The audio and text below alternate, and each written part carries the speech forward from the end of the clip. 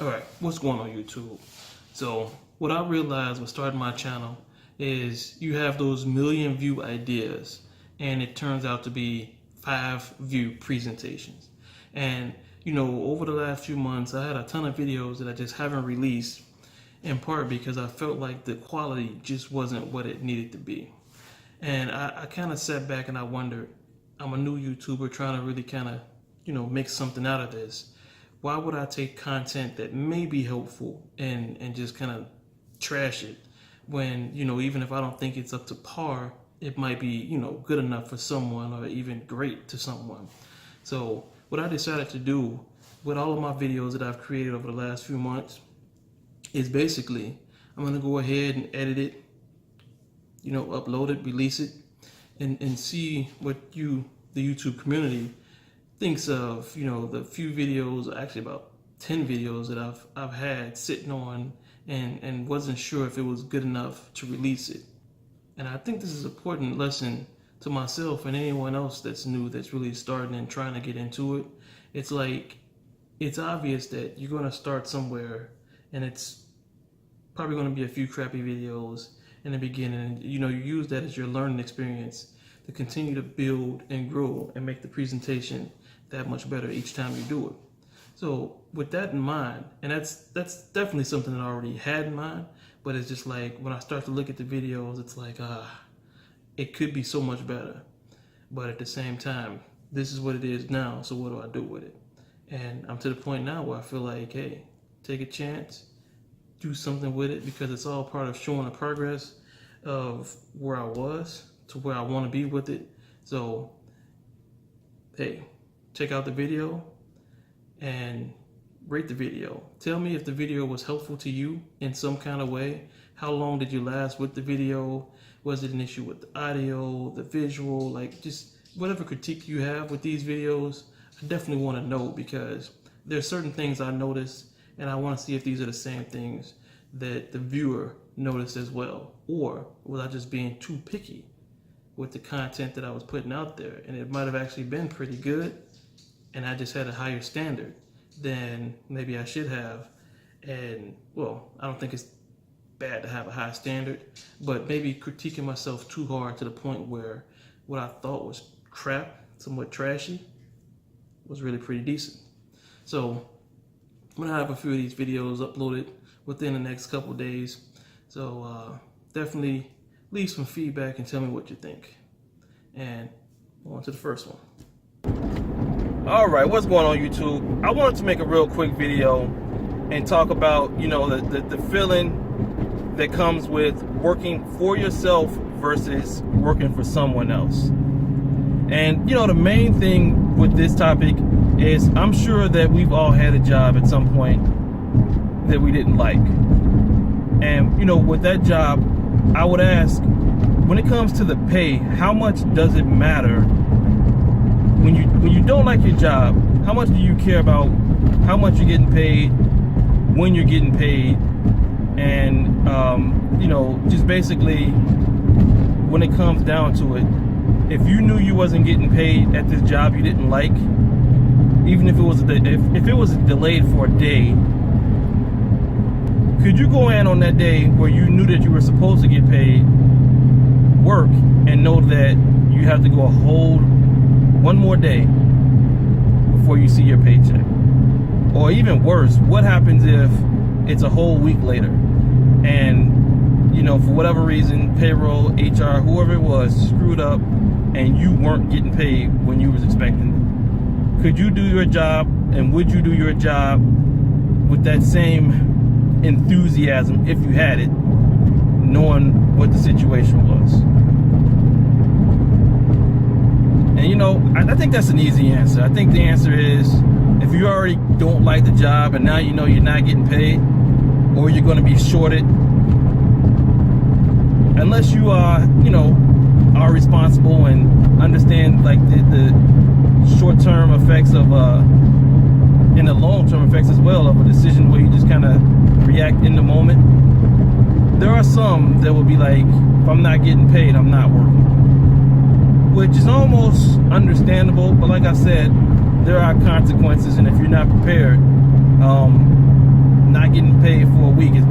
not getting paid for a couple of weeks, couple months because you're left on the spot. But you know, of course, that's a whole different subject to look at it on that level. So I'm just going to stick with the fact that if you're not getting paid and you don't like the job, how willing are you to work? And now, here's something else that I thought about when I was thinking about that situation. What if you actually really like your job and you found out that you wasn't going to get paid on time? Does that make it any better? And could you kind of go to work and be like, oh, I love my job so much that even though I'm not getting paid, it's all good? And I think for most, the answer is still, if I'm not getting paid, I'm not feeling good. Now, of course, you know, there are those that are smart and save and can handle like a situation like that where it's like, you got to be prepared for the unexpected. So long as you are getting paid, you are getting paid. But those that even are trying to get to the point where they are prepared, and those key moments where it's like that Friday when you're looking at your account and the money's not there, it can get ugly real quick. So I'm going to swing it right back and say, even if you really like your job and you're not getting paid on time, how do you feel? So I bring up those two questions because I realized that when I started to do YouTube, I was kind of really working for free. Like, everything that I'm doing is because I enjoy it, and I'm not really expecting anything from it outside of the final project, you know, the final product, and just kind of viewing it and seeing what kind of reaction I get from it. And it's like right now, you know, I'm still fresh and new, a month or so into, you know, being a YouTuber, and I feel like I have maybe average results, you know, 29 subscribers as of right now. I think the 20, maybe 30,000 views might be a little bit above average, which is pretty good, and I am excited about that part. But overall, you know, I'm definitely not viral overnight. And what I realized is I'm still willing to get up early and stay up late to get the project that I'm working on completed and push it out there and move on to the next one. And that's the moment that I realized that working for free, I don't think anybody really wants to do it, but when you're passionate about something, you don't mind doing it. And, you know, like, I really would look and hope that what I'm doing on YouTube leads to some kind of financial success at some point down the line. But like right now, I'm okay with the fact that what I'm doing it because I love to do it. And on that note, that's what had me look at it and say, how much more could I produce? How much better could I be at what I'm doing if I was doing it full time? And that's where it kind of leads to me looking at it and saying, I put so much time into working for someone else. What kind of results am I going to get if I'm working for myself? And the key with that is the income, of course. Like, if I just up and quit tomorrow, could I afford to live my life, kind of work towards my dream and survive? That'd be a pretty tight situation that I put myself in, which is very key in why personally I feel like over the years I went from the cool guy that can quit and not worry about it, not, you know, give it 2 weeks notice. It is what it is, whatever, I'm moving on. And with age, of course, you learn that you never really want to burn bridges. You want to handle things in a professional and smart kind of way. And here I am today, where the thing for me is I actually enjoy the work that I do, but in comparison to what I could be doing for myself, it's a different story. So with 29 subscribers, am I going to quit my current job? The answer is not quite yet. But the thought is, as soon as I can, I just think I will. And the thing about it is, working smart, working hard puts you in a position where you can ease off later in life. You can do what you want to do in life. And that's kind of what I'm looking at and thinking about right now. Because who wants to be in a position where what you want to do, you really can't do it? And I feel like as much freedom as I have with the job that I have, I'd still have to get up at a certain time. I still have to follow certain procedures, which it's life. There's nothing really wrong with that. But the flip side to that being life is the life that you live where you make the rules, you're on your own time, and you know, something about that sounds just a little bit, if not a lot better than option one. So with that being said, this is really kind of a short video. Maybe it's not short. The more I keep running my mouth, it might get to be a little bit longer. But it is a video that says, go after what you want and make sure that you know exactly what it is and come up with the best plan on how you're going to get there. And that's really where I'm at right now, where it's like I have a plan. And in that plan, the key is to be smart and make sure that what I do with the current job that I have is just as good as the work that I would do for myself. Even if the passion isn't there, the work ethic should always be consistent, because that's really the key on what's going to allow you to grow in anything that you do. So, you know, I think I can leave it there and then really say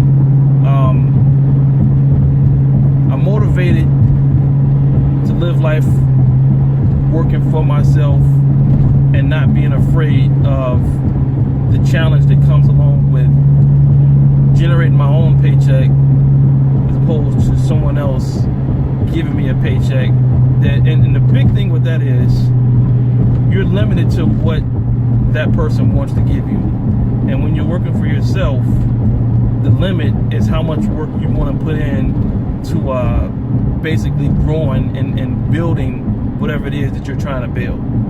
So that's another thing that I look at, where it's like, you know, I ask myself sometimes, the time that I give for someone else, what would that time be if I put it into myself? So, you know, right now I am putting that time in to give the productivity to someone else, but the key for me is I'm also putting just as much time into putting myself in a position to give myself some kind of a productive push and really get to that next level. So with that being said, what I really want to know is, for those, like I asked in the beginning, if you don't like your job, you don't like your pay, whatever it is, even if it's something else totally different, how do you handle situations where you don't like doing something and you actually still have to go through with it on a consistent basis? What's the feeling that you have?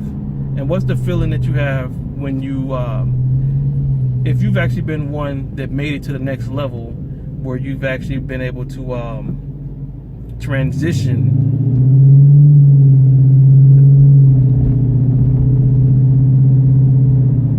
that is the Challenger RT right here.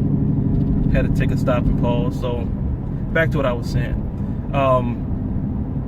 And on that note, with the Challenger RT, that's another thing that, you know, when you're working for yourself, all your goals, it's almost like, to the way I see it, I really like the Challenger shaker model, the SRT8 or the SRT. So another goal is to go ahead and go after that vehicle. And it's like, how good would it feel to know that I worked for myself to earn what I wanted versus working for someone else and earning, you know, the same opportunity. So that's just kind of a whole different way of looking at everything that you gain is through your own hard work, be it your car, your house, you know, whatever kind of objects, you know, jewelry that you like. So that's just an extra way of looking at saying that everything that you are, you did it through your effort. So, but back to my question.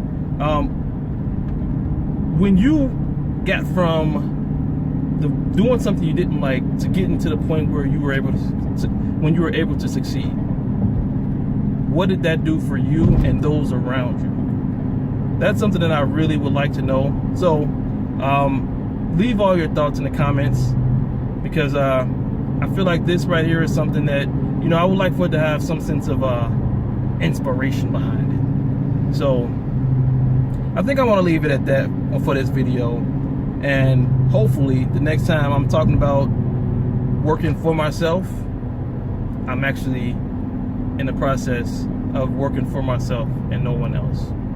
But in the meantime, I'll still be making videos and doing what I do. So make sure, you know, you like, subscribe.